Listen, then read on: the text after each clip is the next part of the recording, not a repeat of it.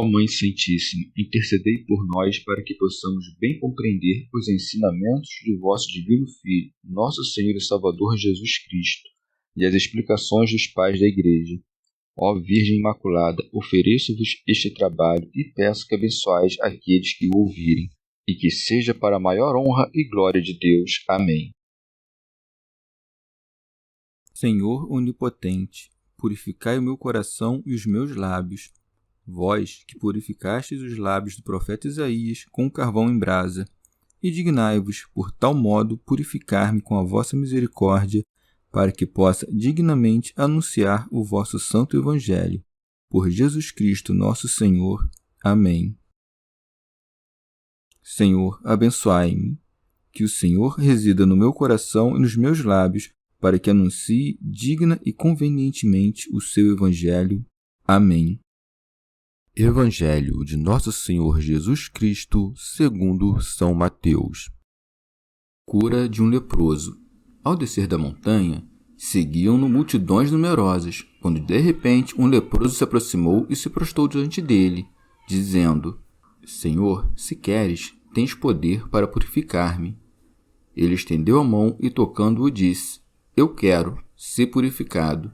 E imediatamente ficou livre da sua lepra. Jesus lhe disse: Cuidado, não digas nada a ninguém, mas vai mostrar-te ao sacerdote e apresenta a oferta prescrita por Moisés, para que lhes sirva de prova. Comentários dos Pais da Igreja. São Jerônimo.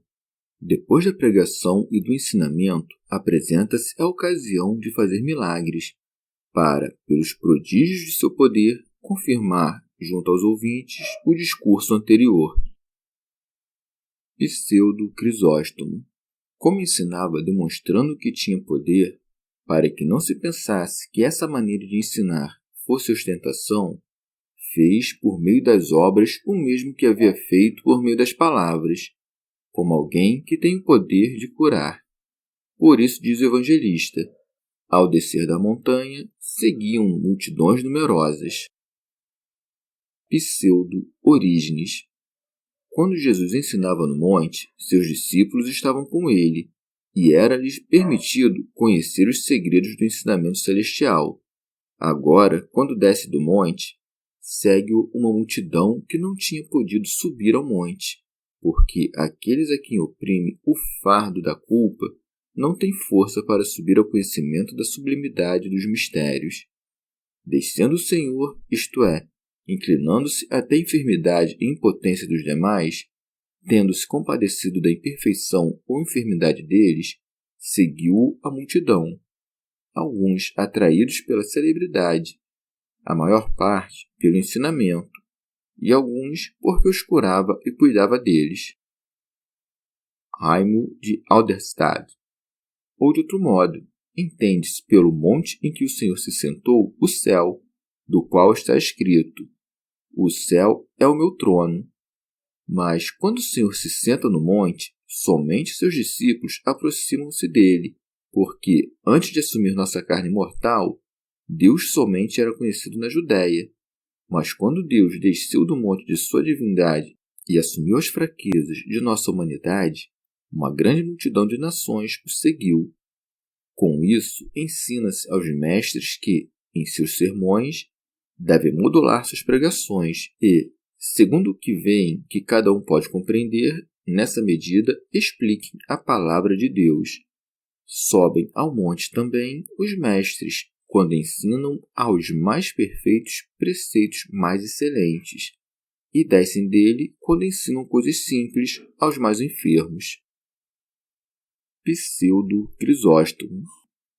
Entre os que não subiram ao monte está o leproso, que não tinha forças para subir ao alto, como quem carrega o peso dos pecados. A lepra é o pecado de nossas almas. O Senhor desceu da altura do céu como de um alto monte, para limpar a lepra de nossos pecados. E assim, como se estivesse preparado, o leproso sai ao encontro daquele que desce. Por isso é dito: quando, de repente, um leproso se aproximou. Pseudo Orígenes.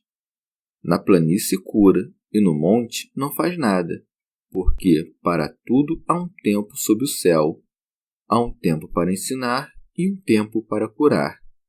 No monte ensinou, curou as almas e sanou corações. Feito isto, como tinha descido dos montes celestiais para salvar os homens carnais, veio a ele um leproso e o adorava. Antes de pedir, começou a adorá-lo, manifestando o culto. Pseudo Crisóstomo não lhe suplicava o leproso como se fosse um hábil artífice, mas o adorava como a Deus. A oração perfeita é a fé e a confissão. Assim, o leproso, adorando, cumpriu o dever da fé, mas cumpriu o da confissão com palavras, por isso, e se prostrou diante dele. Pseudo Orígenes. Senhor, por ti foram feitas todas as coisas. Portanto, se queres, podes limpar-me. Tua vontade é a obra, e as obras obedecem à tua vontade. Tu limpaste primeiramente a lepra de Naamã, o sírio, por meio de Eliseu, e agora, se queres, podes limpar-me. São João Crisóstomo. Não disse, se pedires a Deus, nem se adorares, mas, Senhor, se queres, tens poder para purificar-me. E tampouco disse, Senhor, cura-me, mas deixou tudo a seu arbítrio. Tanto reconhece-o como Deus, como atribui-lhe o poder de tudo fazer. Pseudo Crisóstomo. E oferecia ao médico espiritual um pagamento espiritual, porque assim como os médicos se tornam propícios pelo dinheiro, este se torna propício pela oração. Nenhuma outra coisa mais digna podemos oferecer a Deus que uma oração fiel. E quanto ao que ele diz, se tu queres, não duvida que a vontade de Deus está preparada para toda boa obra. Mas, como nem a todos convém a integridade corporal, ignorava se lhe seria conveniente a cura. Diz, portanto, se tu queres, como se dissesse, creio que queres tudo o que é bom, mas ignoro se o que peço é bom para mim. São João Crisóstomo. Embora pudesse limpá-lo com a palavra e com a vontade, aplicou-lhe a mão e o tato como se segue. Ele estendeu a mão e, tocando-o, para manifestar que não estava sujeito a nenhuma lei e que, estando limpo, nada havia de imundo para ele. Eliseu, observando a diligência da lei, não saiu e tocou Naamã, mas enviou-o ao Jordão para que ali se lavasse. O Senhor demonstra aqui que não age como servo, mas que, como Senhor, cura e toca. A mão, pois, não se torna imunda por ter tocado a lepra, mas ao contrário, o corpo leproso torna-se limpo ao simples contato da mão santa. O Senhor não tinha vindo somente para curar os corpos, mas também para conduzir as almas para a verdadeira sabedoria.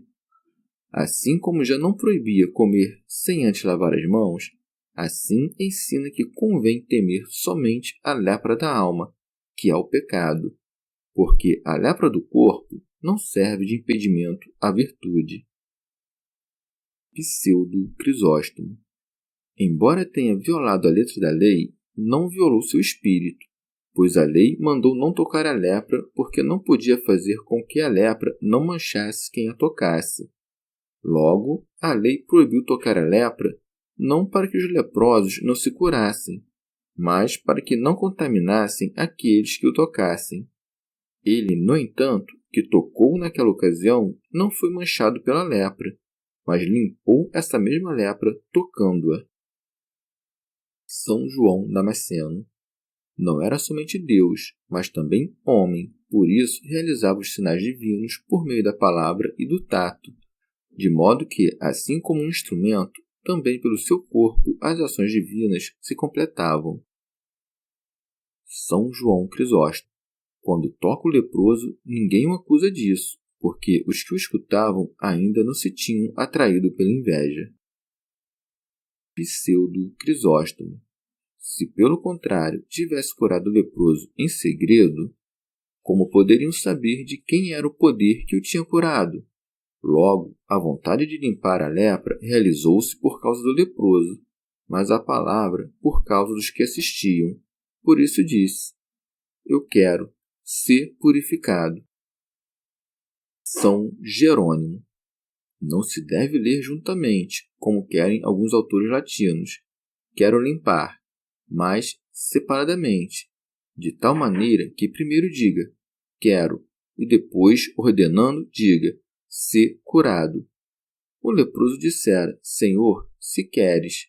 E o Senhor respondeu-lhe: Eu quero. Aquele dissera: Tens poder para purificar-me. E o Senhor respondeu-lhe: Se purificado. São João Crisóstomo. Até então, parece que nunca tinha dito essa palavra, embora tivesse feito coisas admiráveis. Mas aqui acrescentou: Eu quero, para confirmar a opinião da multidão e do leproso sobre o seu poder. A natureza obedeceu com prontidão ao poder daquele que ordenava e por isso segue-se. E imediatamente ficou livre da sua lepra. Mas a palavra logo está longe de ser suficiente para expressar a rapidez que a obra foi realizada. Pseudo-Orígenes. Como não demorou para crer, tampouco demorou a cura, e como não demorou a confessar, tampouco sua cura não se fez esperar. Santo Agostinho. Também Lucas recorda a cura desse leproso, embora não na mesma ordem, mas, como é de costume, recorda coisas deixadas de lado e põe em primeiro lugar outras que se passaram depois, conforme era sugerido pela inspiração divina, de modo que aquilo que conheceu antes foi escrito depois, na medida em que era recordado. São João Crisóstomo. Tendo Jesus curado o corpo do leproso, ordena-lhe que não diga nada a ninguém, e por isso segue-se. Cuidado, não digas nada a ninguém. Alguns dizem que lhe ordenou isso para que não preparassem nada de maneira mal intencionada por causa de sua cura. Mas essa opinião não tem fundamento. Não o curou de tal maneira que permanecesse alguma dúvida sobre sua cura, mas ordena-lhe que não diga a ninguém, ensinando a não amar a ostentação nem a honra. Como então ordenou a outro que curou que o dissesse? Mas nisso ensinou-nos a termos boa intenção, pois ali não ordenou que se divulgasse o milagre, mas que se desse glória a Deus. Por meio desse leproso, ensinou-nos a não sermos vaidosos, e por meio do outro, a não sermos mal agradecidos, mas tudo ordenar ao louvor de Deus. São Jerônimo. E, na verdade, que necessidade havia de que publicasse com a palavra o que mostrava com o corpo curado? Santo Hilário de Poitiers. Ou para que esta saúde não fosse oferecida, mas antes buscada, ordena o silêncio. Segue-se, mas vai mostrar-te ao sacerdote. São Jerônimo. Enviou-o aos sacerdotes primeiramente por humildade, e para que vissem que tinha reverência pelos sacerdotes. Em segundo lugar, para que, vendo o leproso curado, eles fossem salvos, crendo no Salvador, e caso não crescem, se tornassem inexcusáveis. E ao mesmo tempo, para que ninguém pensasse que infringia a lei, do que tantas vezes foi acusado. São João Crisóstomo. E, na verdade, nem a violava em tudo, nem em tudo a guardava. Mas, às vezes, fazia isto, outras aquilo. Num caso, preparando o caminho à futura sabedoria, no outro, proibindo a língua desavergonhada dos judeus e condescendendo com a fraqueza deles. Daí que os apóstolos apareçam algumas vezes observando a lei e outras deixando-a de lado. Pseudo-Orígenes. Ou enviou aos sacerdotes para que soubessem que não tinha sido curado pelo costume da lei, mas pela operação da graça. São Jerônimo. Estava ordenado na lei que os que fossem curados da lepra oferecessem dons aos sacerdotes, e por isso diz: e apresenta a oferta prescrita por Moisés para que lhes sirva de prova. Pseudo Crisóstomo. Não se entenda aqui que Moisés mandou isso para dar testemunho àqueles, mas vai tu e faz oferta em testemunho para eles. São João Crisóstomo. Cristo, prevendo que nada aproveitariam disso, não disse para que eles se corrijam, mas em testemunho, isto é, para acusação e prova, uma vez que fiz todas as coisas que por mim deveriam ser feitas. E mesmo tendo previsto que não haviam de se emendar, não deixou de fazer o que lhe convinha. Mas eles, no entanto, permaneceram em sua própria malícia. Não disse, portanto, a oferta que eu ordeno, mas a oferta que Moisés ordenou, fazendo referência à lei para calar a boca dos malvados, de modo que não dissessem que tinha usurpado a glória dos sacerdotes. Ele próprio realizou sua obra, mas concedeu-lhes ao mesmo tempo a prova dela. Pseudo Orígenes. Ou faz oferta para que todos os que vejam que a levas creiam no milagre. Pseudo Crisóstomo.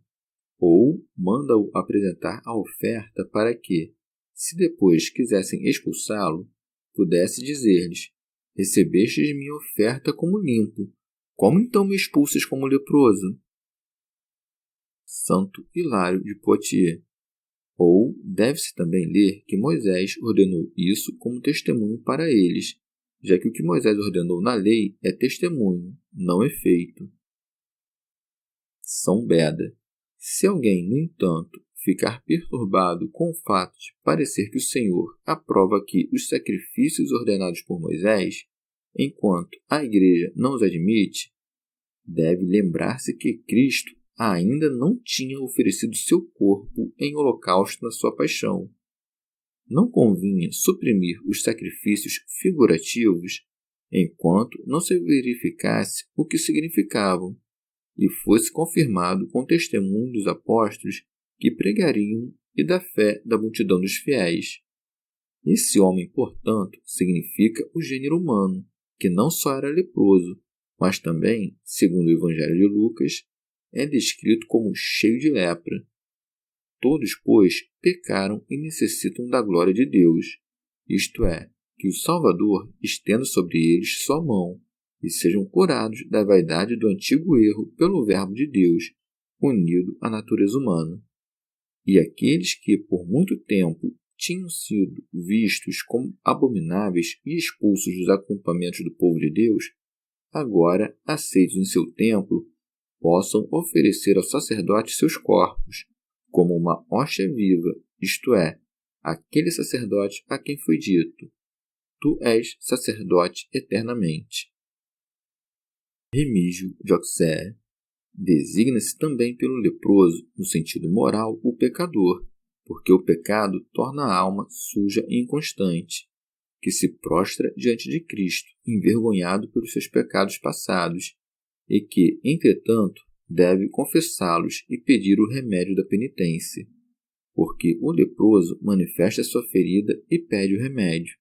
O Senhor estende a mão e lhe aplica o auxílio da divina misericórdia, e imediatamente o leproso alcança o perdão de seus pecados, e não pode reconciliar-se com a Igreja senão através do juízo do sacerdote. Chegamos ao fim de mais um dia de comentários da Catena Áurea. Muito obrigado por ficarem até aqui, que Nossa Senhora derrame suas graças sobre nós e até amanhã.